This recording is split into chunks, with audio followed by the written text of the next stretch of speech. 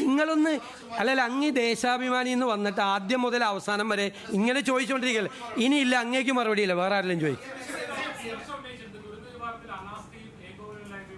ആരെ? പ്രതിപക്ഷ നേതാവ് അത് പറയുമല്ലോ. പ്രതിപക്ഷ എന്ത് അനാസ്ഥയാണ് ഉണ്ടായിരിക്കുന്നത്. എവിടെയെങ്കിലും ഏതെങ്കിലും ഒരു ക്യാമ്പിലോ ഒരു റെസ്ക്യൂ ഓപ്പറേഷനിലോ എവിടെയെങ്കിലും എന്ത് വീഴ്ച ഉണ്ടായിട്ടുണ്ടോ? അവിടെ ഏരിയ സെക്രട്ടറിയെ കൊണ്ട് സ്വന്തം പേര് പൊക്കി പറയിപ്പിക്കാൻ വേണ്ടി നടത്തിയ ശ്രമമൊന്നും ഞങ്ങൾ നടത്തിയിട്ടില്ല. ഞങ്ങളൊക്കെ ഇതിനേക്കാൾ വലിയ ഫ്ലഡ് കണ്ടവരാണ്. കേരളത്തിലെ ഏറ്റവും വലിയ ഫ്ലഡ് കണ്ടവനാണ് ഞാൻ. 75,000 പേരെ ക്യാമ്പിൽ എൻ്റെ നിയോജകമണ്ഡലത്തിലും അത്രയും പേരെ നിയോജകമണ്ഡലത്തിന് പുറത്തും ക്യാമ്പിൽ താമസിപ്പിച്ച ആളാണ്. ആദ്യത്തെ 3 ദിവസം ഒരു മണി അരി പോലും വരാതെ എറണാകുളത്തെയും കൊടുങ്ങല്ലൂരിലെയും മാർക്കറ്റിൽ നിന്ന് കടം മേടിച്ച് സാധനങ്ങൾ കൊടുത്ത ആളാണ് ഞാൻ. എന്നെ അദ്ദേഹം അന്ന് വന്നിട്ട് എന്താ പറഞ്ഞത്? ഇനി ഒരു കാര്യം, പ്രതിപക്ഷ നേതാവിൻ്റെ അന്നത്തെ പത്രസമ്മേളനത്തിൽ എന്തൊക്കെയായിരുന്നു? ഇതല്ലല്ലോ PM ശ്രീ, പുനർജനി, വേറെ കാര്യമൊക്കെയല്ലേ അദ്ദേഹം പറഞ്ഞത്. ഏത് ഈ ഓപ്പറേഷൻ നടക്കുന്ന സമയത്ത് ഞാൻ ഭക്ഷണം കഴിച്ചെന്നാണ് എൻ്റെ തെറ്റ്. അദ്ദേഹം ഇവിടെ വന്നിരുന്ന് പത്രസമ്മേളനത്തിൽ വന്നിരുന്ന് രാഷ്ട്രീയ ആരോപണങ്ങൾ ഉന്നയിക്കുകയായിരുന്നു അന്നത്തെ ദിവസം. അന്ന് നിങ്ങളാരും ഇത് ചോദിച്ചില്ല.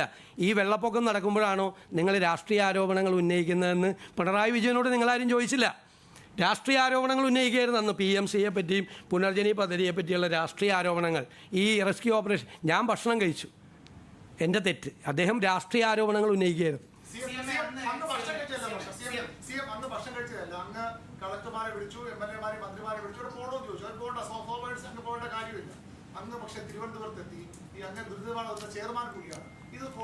അല്ല, ഞാനിരുന്ന് എല്ലാം കോർഡിനേറ്റ് ചെയ്യേണ്ടത്. അത് എവിടെ ഇരുന്ന് കോർഡിനേറ്റ് ചെയ്യണമെന്ന് നമ്മുടെ ഇതിലെത്തിയത്.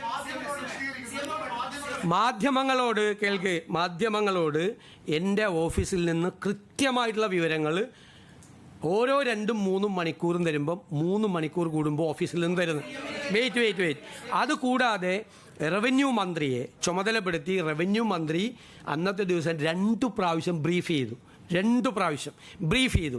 എല്ലാ വിവരങ്ങളും നമ്മളെടുത്ത ഈ നടപടികൾ, കളക്ടറെ ബന്ധപ്പെടുന്നത്, നമ്മൾ NDRFൻ്റെ ഫോഴ്സിനെ കൊണ്ടുവരുന്നത്, നമ്മൾ നേവിയുടെ ഹെലികോപ്റ്റർ ട്രൈ ചെയ്യുന്നത്, കോസ്റ്റ് ഗാർഡിൻ്റെ ബോട്ട് മുതലപ്പുഴയിൽ കൊണ്ടുവരാൻ ശ്രമിക്കുന്നത്, ഇതെല്ലാം നിങ്ങളോട് ബ്രീഫ് ചെയ്തിരുന്നു. നിങ്ങൾ എന്നിട്ട് വെറുതെ വാർത്ത ഉണ്ടാകും.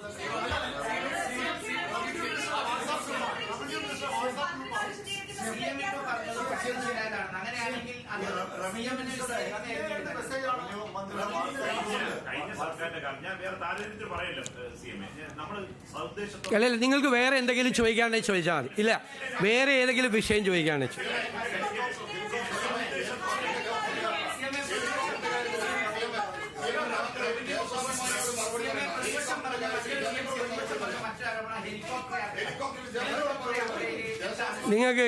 നിങ്ങൾക്ക് അറിയാം. നിങ്ങൾക്കറിയാം. ഇതാ അദ്ദേഹം തന്നെ, ഈ ദേശാഭിമാനിക്കാരൻ തന്നെ ഞാൻ പറയണ കേക്ക്, ഞാനല്ല പറയണത്. നിങ്ങളിങ്ങനെ വന്ന് ഈ ദേശാഭിമാനിയെന്നും കൈരളിയിലും വന്ന് എൻ്റെ പത്രസമ്മേളനം കലക്കണ്ട. ഇത് തന്നെ പരിപാടിയാണ്. നിങ്ങൾ പ്രതിപക്ഷ നേതാവ് പത്രസമ്മേളനം നടത്തുമ്പോഴോ അദ്ദേഹം മുഖ്യമന്ത്രിയായി പത്രസമ്മേളനം നടത്തുമ്പോഴോ ഒന്നും ഇതുപോലെ നിങ്ങൾ ബഹളം ഉണ്ടാക്കിയിട്ടില്ല. ഞാനിങ്ങനെ ഇരുന്ന് തരുന്നതുകൊണ്ടാണ് നിങ്ങളിങ്ങനെ കാണിക്കുന്നത്. ദയവ് ചെയ്ത് അതുകൂടി ഇല്ലാതാക്കരുത് നിങ്ങൾ.